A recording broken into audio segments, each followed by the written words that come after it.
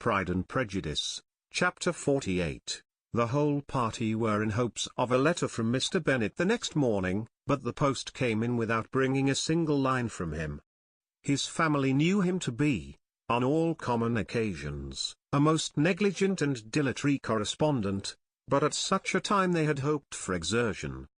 They were forced to conclude that he had no pleasing intelligence to send, but even of that they would have been glad to be certain. Mr. Gardiner had waited only for the letters before he set off. When he was gone, they were certain at least of receiving constant information of what was going on, and their uncle promised, at parting, to prevail on Mr. Bennet to return to Longbourn, as soon as he could, to the great consolation of his sister, who considered it as the only security for her husband's not being killed in a duel. Mrs. Gardiner and the children were to remain in Hertfordshire a few days longer, as the former thought her presence might be serviceable to her nieces. She shared in their attendance on Mrs. Bennet, and was a great comfort to them in their hours of freedom.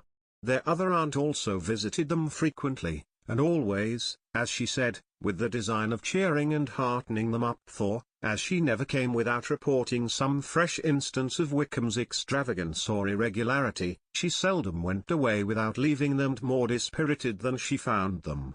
All merried and seemed striving to blacken the man who, but 3 months before, had been almost an angel of light. He was declared to be in debt to every tradesman in the place, and his intrigues, all honoured with the title of seduction, had been extended into every tradesman's family.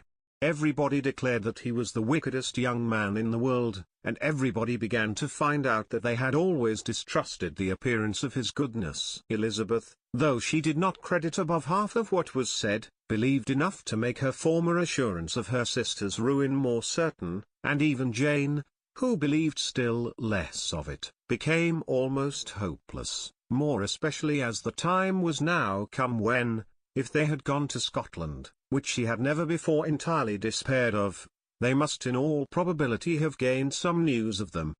Mr. Gardiner left Longbourn on Sunday. On Tuesday his wife received a letter from him. It told them that, on his arrival, he had immediately found out his brother, and persuaded him to come to Gracechurch Street, that Mr. Bennet had been to Epsom and Clapham, before his arrival, but without gaining any satisfactory information, and that he was now determined to inquire at all the principal hotels in town, as Mr. Bennet thought it possible they might have gone to one of them, on their first coming to London, before they procured lodgings. Mr. Gardiner himself did not expect any success from this measure, but as his brother was eager in it, he meant to assist him in pursuing it.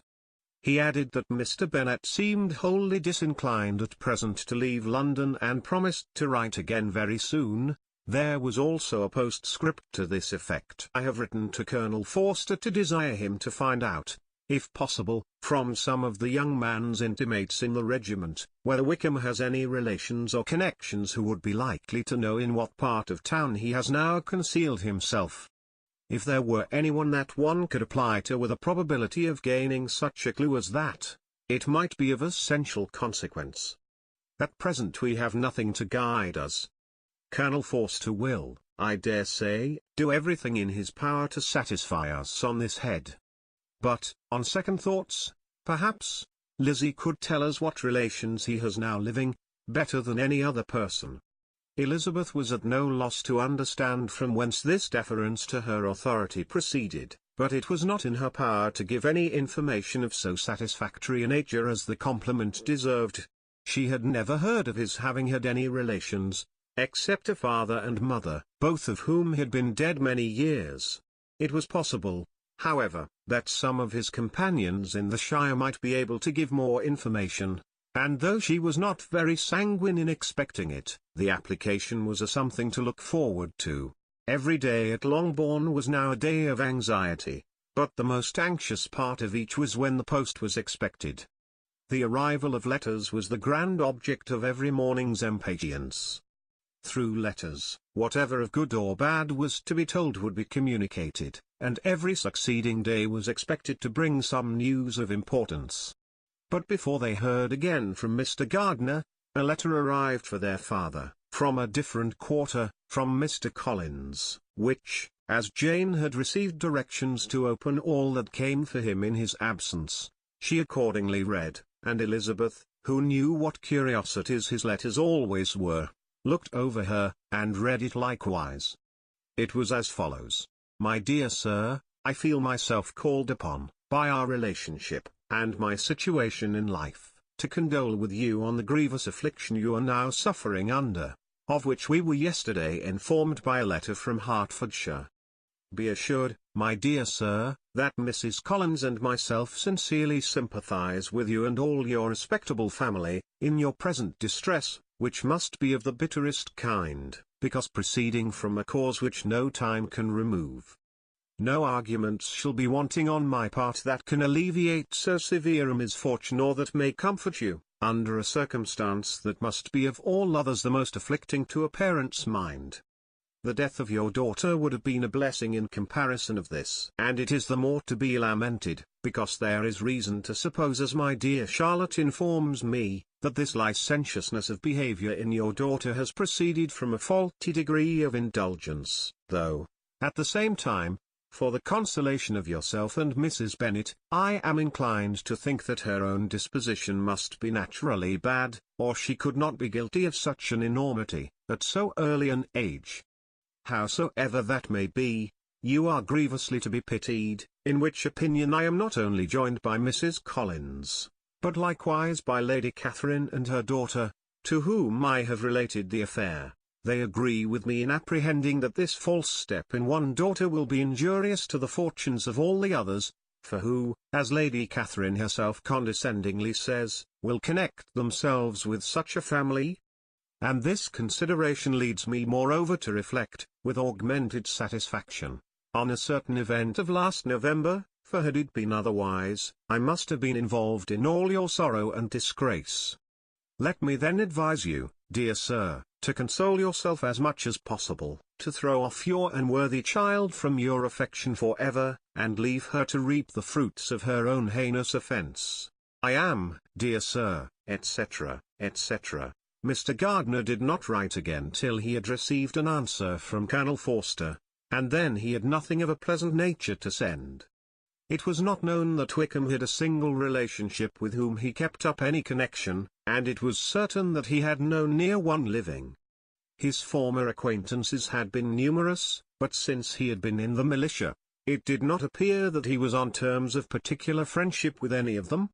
There was no one, therefore, who could be pointed out as likely to give any news of him. And in the wretched state of his own finances, there was a very powerful motive for secrecy, in addition to his fear of discovery by Lydia's relations, for it had just transpired that he had left gaming debts behind him to a very considerable amount. Colonel Forster believed that more than £1,000 would be necessary to clear his expenses at Brighton. He owed a good deal in town, but his debts of honour were still more formidable. Mr. Gardiner did not attempt to conceal these particulars from the Longbourn family. Jane heard them with horror. "A gamester!" she cried. "This is wholly unexpected. I had not an idea of it."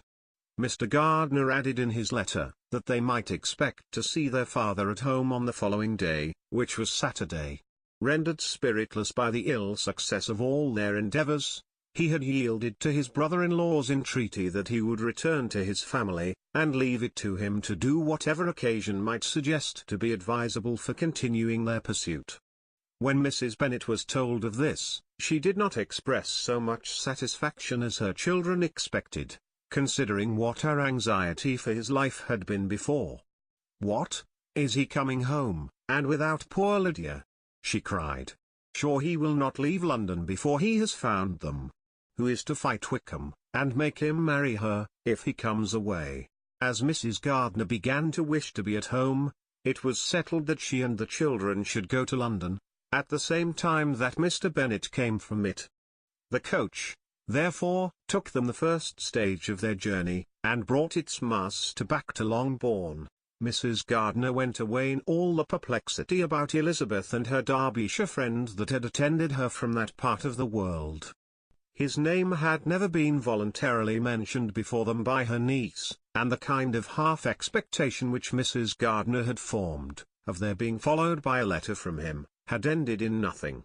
Elizabeth had received none since her return that could come from Pemberley. The present unhappy state of the family rendered any other excuse for the lowness of her spirits unnecessary. Nothing, therefore, could be fairly conjectured from that, though Elizabeth, who was by this time tolerably well acquainted with her own feelings, was perfectly aware that, had she known nothing of Darcy, she could have borne the dread of Lydia's infamy somewhat better. It would have spared her, she thought, one sleepless night out of two. When Mr. Bennet arrived, he had all the appearance of his usual philosophic composure. He said as little as he had ever been in the habit of saying, made no mention of the business that had taken him away, and it was some time before his daughters had courage to speak of it. It was not till the afternoon, when he had joined them at tea, that Elizabeth ventured to introduce the subject, and then, on her briefly expressing her sorrow for what he must have endured, he replied, "Say nothing of that. Who should suffer but myself? It has been my own doing, and I ought to feel it." "You must not be too severe upon yourself," replied Elizabeth. "You may well warn me against such an evil. Human nature is so prone to fall into it. No, Lizzie, let me once in my life feel how much I have been to blame. I am not afraid of being overpowered by the impression. It will pass away soon enough."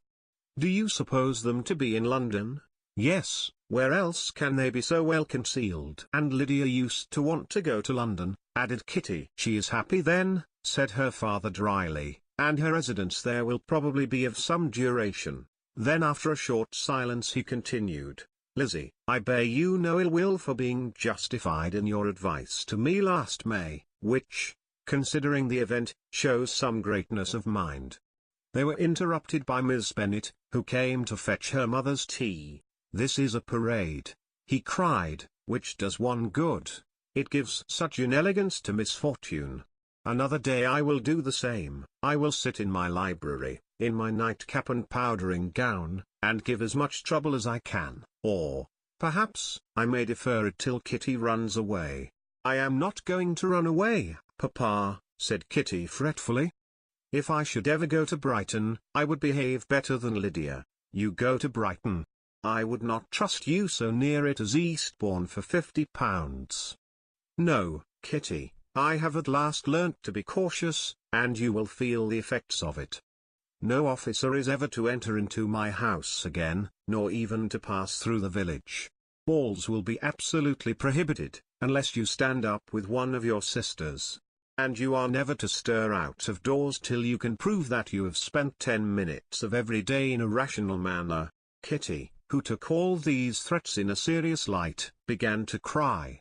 "Well, well," said he, "do not make yourself unhappy. If you are a good girl for the next 10 years, I will take you to a review at the end of them,